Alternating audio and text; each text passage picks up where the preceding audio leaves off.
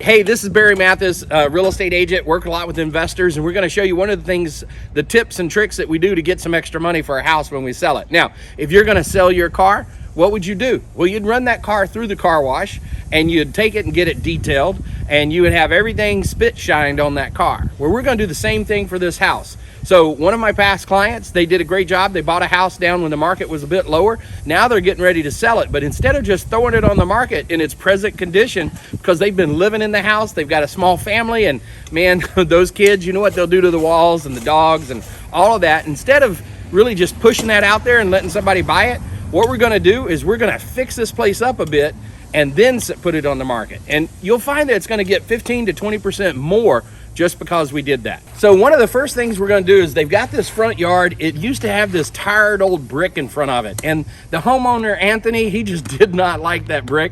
And so he ripped it out. But that's about as far as he got with the project. So he left it undone for quite some time. Well, we don't sell houses undone. We don't serve meals that are half baked, and we don't sell houses undone. So what we're doing right now is we're taking a look at this yard. We're gonna put in a retaining wall.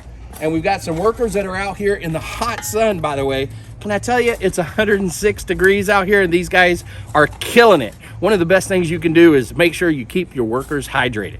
All right, so you're gonna see, we are definitely not a finished product yet. You're gonna see some of the choices we're making and having to decide to make. We had a bunch of stuff in here.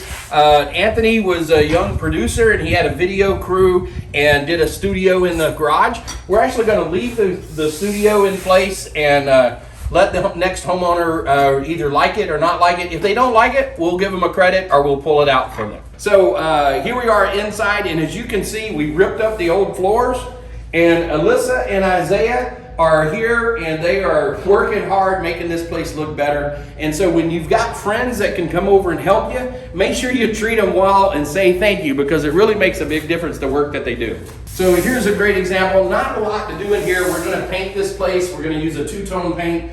Right now the walls are a bit dark, and so we're gonna try to lighten the color up. And when we get that paint done, we'll bring you back into the project. If you look below, you'll see a place where you can subscribe, and you'll see this next project. This project's called Randy Street. As you can see, we're gonna leave some things in place. Right now we've got some beautiful tile on the floor, and so we're not gonna mess with that tile. Even though we're replacing the flooring, we're gonna keep that tile.